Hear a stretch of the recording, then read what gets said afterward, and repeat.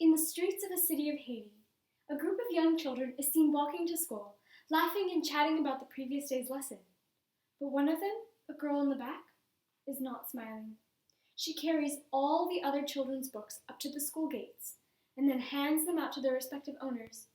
But then she turns to walk home. And there, she will receive verbal, physical, and probably even sexual abuse. But she cannot complain. She is one out of 250,000 children known as a reste avec, a child who is part of the system of slavery which continues in the country of Haiti to this day. The root of this problem lies in the fact that 80% of the entire population of Haiti lives in poverty. Due to lack of income and resources, many parents can't even afford to feed and clothe their children. So, in the hopes that their children will receive a better life, they send them off to the cities to live with wealthier families. The children are promised an education, good food, and good clothing in exchange for helping out with light household chores. But in reality, they're overworked, abused, and denied their education. The majority of them must wake up at 4 a.m. to begin their work and do all the household chores, and then some. If they don't do a good enough job, many children are physically and verbally abused, which includes whipping and denying the children meals. These hundreds of thousands of children today are being denied their right to liberty. Think about it. How great would it be if these children could get back the childhood that was snatched away from them? Although the rest of X system has, thankfully, not been around for too long, slavery has been present in Haiti since before it even became a republic. Haiti used to be a French colony, and the Haitians were made to work on plantations to support the French economy. In 1800, the slaves declared their independence, and in 1804, Haiti became an independent republic. But even though the nation was formed on the basis of abolition, a series of incompetent leaders who came to power later pretty much set up a de facto system of slavery to boost Haiti's economy. While plantation workers were now paid, 3/4 of their harvest was taken by the state, and workers could not leave to work on another plantation. Although this form of slavery is not present currently in Haiti, a new form, which includes child labor, has taken its place.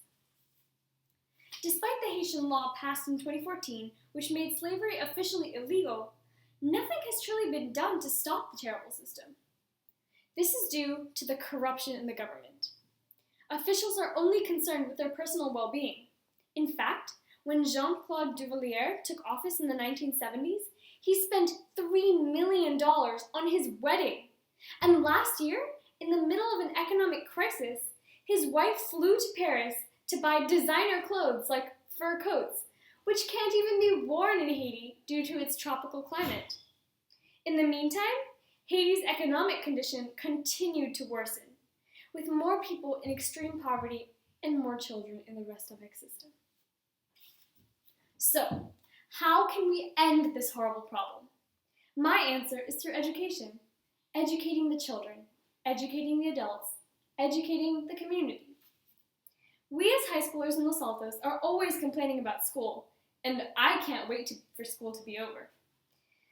But for children currently in bondage in Haiti, school is their refuge, their escape from their daily household chores and abusive hosts, and not to mention, their only ticket out of poverty. Also, since it's technically required in Haiti for workers above age 15 to be paid, many Rest-of-X at our age are thrown out into the streets. If they're literate, they have a higher chance of getting a good job afterwards. Otherwise, they're left to fend for themselves with no source of food, shelter, or care. My recommendation is for a law to be passed mandating an education for all children working as domestic help in the cities of Haiti, to give them a place of refuge, and to prepare them for careers later in their lives.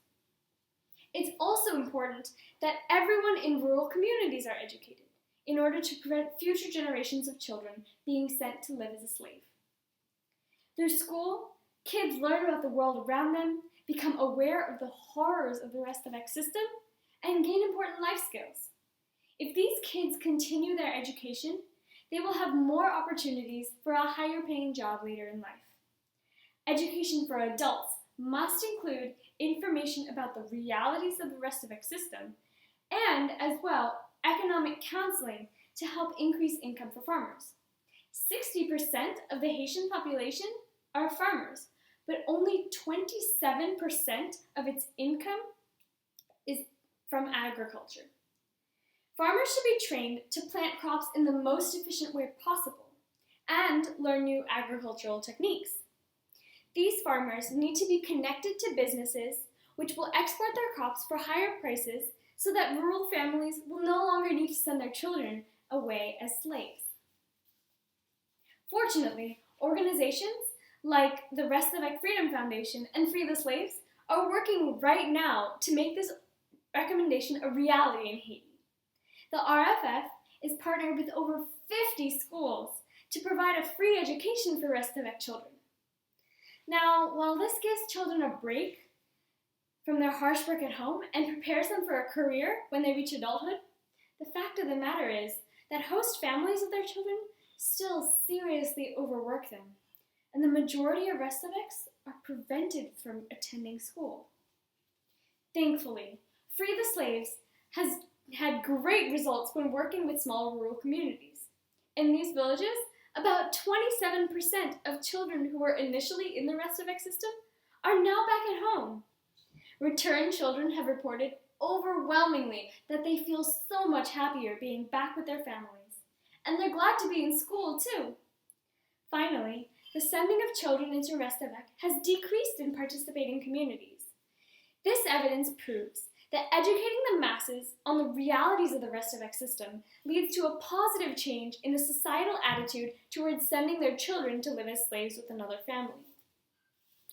As more people realize the harms of the system they are casting their children into, the importance of children's rights will increase.